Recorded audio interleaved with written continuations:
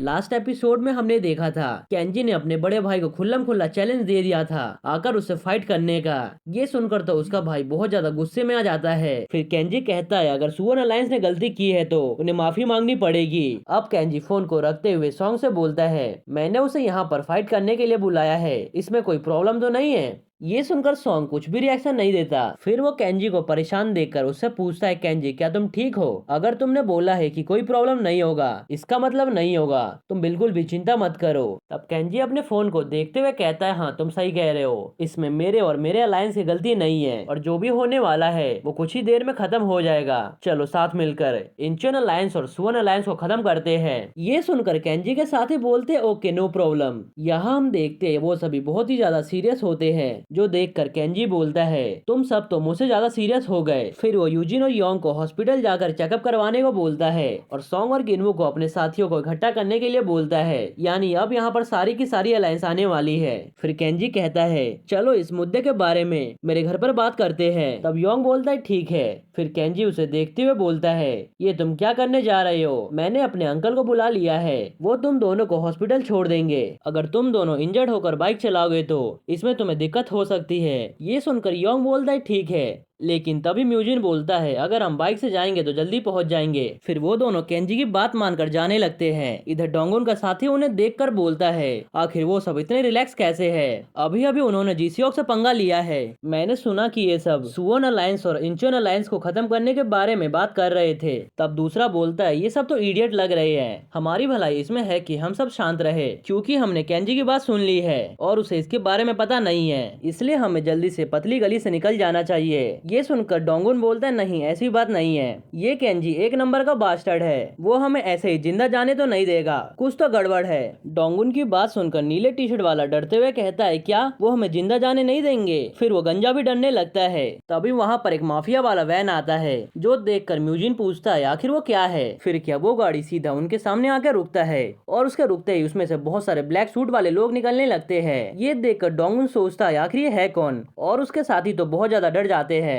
ये सब कोई और नहीं बल्कि थर्ड अंकल और बाकी के अंकल्स आते हैं, जो कि भागते हुए चिल्लाते हैं यंग मास्टर आपको क्या हुआ? फिर केंजी उन्हें देखकर बोलता है अंकल आप आ गए, जल्दी से योंग और म्यूजिन को हॉस्पिटल लेकर जाइए। ये सुनकर अंकल बोलते ठीक है, लेकिन इन्हें हुआ क्या है? इधर दूसरे अंकल म्यूजिन और योंग को गाड़ी में बैठने को बोलते हैं। डोंगुन के साथियों की तो हालत ही खराब हो गई थी अंकल्स को देखकर। तब उनमें से एक बंदा बोलता है डैम इट, सिर्फ एक कॉल से ही इतने सारे लोग आ गए। फिर नीले बाल वाला बोलता है कहीं ये हमें जिंदा तो नहीं जला देंगे? फिर तीसरा बोलता है फायर बियर गैंग के मेंबर्स तो हमारे बॉस की भी बात नहीं सुनते, फिर इनकी बात कैसे सुन ली? ये सुनकर चौथा बोलता है क्योंकि ये फायर बियर गैंग का सक्सेसर है। फिर थर्ड अंकल उन्हें देखते हुए कहते हैं यंग मास्टर अब हम इनका क्या करें? ये देखकर केंजी बोलता हाँ इनका, आखिर हमें क्या करना चाहिए आप ही बताइए। फिर क्या थर्ड अंकल आगे बढ़ते हुए कहते हैं सुवन अलायंस के चमचो देखते हैं तुम्हारा क्या किया जा सकता है।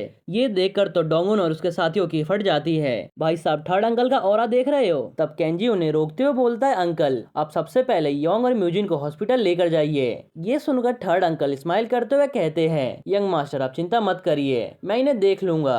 अब हम अगले सीन में उन सभी को कार में बैठे हुए देखते हैं, म्यूजिन और योंग के साथ में ही। फिर वो उन्हें वैन में बिठा कर निकल जाते हैं। इधर केंजी अकेले बचा हुआ था और वो जाते जाते मनी मन सोचता है स्कूल के शुरुआत में मैंने सोचा नहीं था कि मैं यहाँ तक पहुँच जाऊंगा, लेकिन अब देखो सुवन अलायंस, इंचियन अलायंस, यूनियन मेंबर्स और हमारा द बैड गाय अलायंस कहाँ तक पहुँच चुका है। सुवन अलायंस ने म्यूजिन और योंग को चोट पहुंचाई है, ये करके उन्होंने हमसे पंगा लिया है और जीसियोक मुझे कॉल करके बोल रहा है मैं उन्हें माफ कर दूं, बिल्कुल भी नहीं। फिर केंजी किसी को कॉल लगाता है और उससे बोलता है मैं बात कर रहा हूँ। अब हम दूसरी साइड ड्यूक की गैया को देखते हैं, यानी केंजी ने अपने भाई ड्यूक को कॉल किया है। फिर ड्यूक बोलता है बड़े भाई आपसे बात किए हुए बहुत टाइम हो चुका, आपकी आवाज सुनते ही मुझे बहुत खुशी हो रही है, अब बताओ क्या काम है? क्या हम सीधा पॉइंट की बात करें? अब हम अगले पैनल में केंजी के तीसरे भाई जीबुल को देखते हैं और वो भी कॉल पे बात कर रहा था, जो अपने सामने वाले से कहता है ठीक है मैं अभी आता हूँ। अब हम नेक्स्ट सीन में येजी को देखते हैं, जिसके पास केंजी का कॉल आया था, जो उसे सारी बातें सुनाता है। ये सुनकर येजी शॉक्ड होते हुए कहती है क्या अचानक से, जल्दी से अपने घर जाओ, अभी तुम कहाँ पर हो? उसके बगल में हम पागडो को भी देखते हैं, जो कि उसकी सारी बातें सुन रहा था और उससे पूछता है क्या हुआ। येजी को पैनिक होता हुआ सुनकर केंजी उसे शांत करवाता है। तब येजी उसे कहते है ठीक है मैं शांत हूँ, मैं तुमसे घर पे मिलने आता आती हो। अब हम नेक्स्ट सीन में मूजिन हाई स्कूल को देखते हैं, जहाँ मूजिन अलायंस के नंबर 2 के पास केंजी का कॉल आया था। उससे बात करके वो अपने साथियों से बोलता है लगता है टाइम आ चुका है, और अपने साथियों को आगे बढ़ने के लिए बोलता है। इधर हम वॉन और उसके साथियों को भी देखते हैं जिनके पास केंजी का कॉल आया था। वो सब बातें कर रहे थे, अभी अभी हमने ट्रेनिंग खत्म किया है और हमारे पास एक और कमांड आ गया। फिर वॉन अपने मास्टर को कॉल करके इस बारे में इन्फॉर्म कर देता है। जैसा कि आपको पता होगा वॉन भी फायर ड्रैगन गैंग का सक्सेसर है। फिर वो एक जादुई मंत्र पढ़ते हुए बोलता है लेट्स गो, आज कुछ तूफानी करते हैं। इधर म्यूजिन भी अपने सैंगनम अलायंस को मैसेज कर देता है और उन्हें एक साथ इकट्ठा होने को बोल देता है। अभी आप लोग सोच रहे होंगे कि आखिर केंजी ने इन सभी अलायंस को कॉल क्यों किया, तो मैं आपको याद दिला दूं, पिछले बहुत से एपिसोड्स में केंजी ने इन सारे अलायंस को हरा दिया था और उन्हें अपने टीम में कर लिया था ताकि वो समय आने पर इनकी हेल्प कर सके।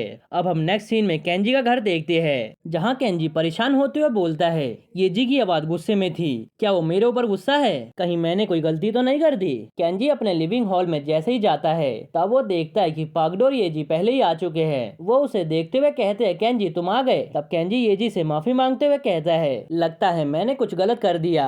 ये सुनकर येजी बोलती है चिंता मत करो, हम सब मिलकर संभाल लेंगे। फिर पागडो हंसते हुए कहता है चिंता मत करो, हम सब येजी के अनुसार ही सब कुछ फॉलो कर रहे हैं, इसीलिए हमें कोई भी दिक्कत नहीं आएगी। ये सुनकर केंजी येजी के कंधों पर हाथ रखता है जिस कारण येजी ब्लश करने लगती है। तब केंजी कहता है इसी कारण तो मैं येजी पर आंख बंद करके भरोसा करता हूँ। तब येजी ब्लश करते हुए बोलती है मैंने सुना है म्यूजिन और योंग दोनों हॉस्पिटल पहुंच चुके हैं, हम अपनी मीटिंग स्टार्ट करते हैं। गिनवो और सॉन्ग के आते ही तभी वहाँ पर सॉन्ग और गिनवो आते हैं। पागडो को देखकर सॉन्ग बोलता है अच्छा तो हमारे सीनियर भी आए हैं। तब गिनवो बोलता है मैंने अपने बच्चों को कॉन्टेक्ट कर लिया है, वो सब इकट्ठा होते ही होंगे। फिर येजी बोलती है सबके सब बैठ जाओ, ये एक बहुत ही इमरजेंसी मीटिंग है, तो चलो मीटिंग को स्टार्ट करते हैं। तब येजी अपने हाथ में एक टैब लेते हुए कहती है चलो इस मीटिंग को स्टार्ट करते हैं, और ये सीन यही कट होता है। अब हमें दूसरी वैली का सीन दिखाया जाता है जहाँ पर जीसियक होता है। तभी वहाँ पर जीहो आता है, जिसे देखकर जीसियक बोलता है तुम आ गए, आखिर तुम करना क्या चाहते हो, क्या तुम हमारे पूरे प्लान को खत्म करना चाहते हो,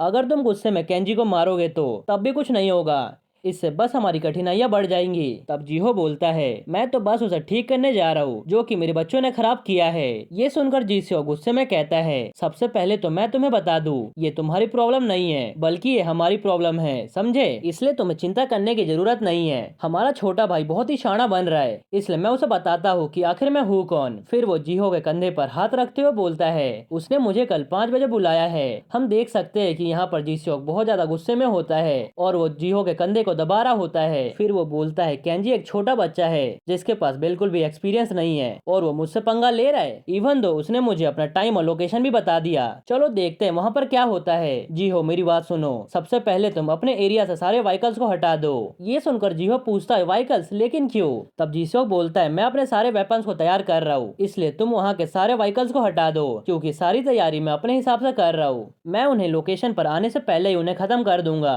यानी हम कल द बैड गाय अलायंस से छुटकारा पा लेंगे। ये सुनकर जीहो के साथ ही सोचते हैं तभी तो ये बंदा जीसोक है, इसी कारण ये फायरब्रेड गैंग का सक्सेसर है, वो भी नंबर 1। फिर जीसोक सिगरेट पीते हुए कहता है कल मैं मेरे छोटे भाई को खत्म कर दूंगा। चलो देखते हैं ये वॉर कितने देर में खत्म होता है। आखिरकार ये वॉर 10 साल से चलता आ रहा है, जो कि पानी में ऐसे ही नहीं जाएगा। मैंने पूरे 10 साल से इतनी ज्यादा तैयारी की थी और ये बीच में ऐसे ही आ गया, और इसी के साथ ये एपिसोड यहीं पर खत्म हो जाता है। अगर आपको ये एपिसोड थोड़ा सा भी अच्छा लगा हो तो वीडियो को प्लीज लाइक जरूर करना। ओके, तो मिलते हैं नेक्स्ट एपिसोड में।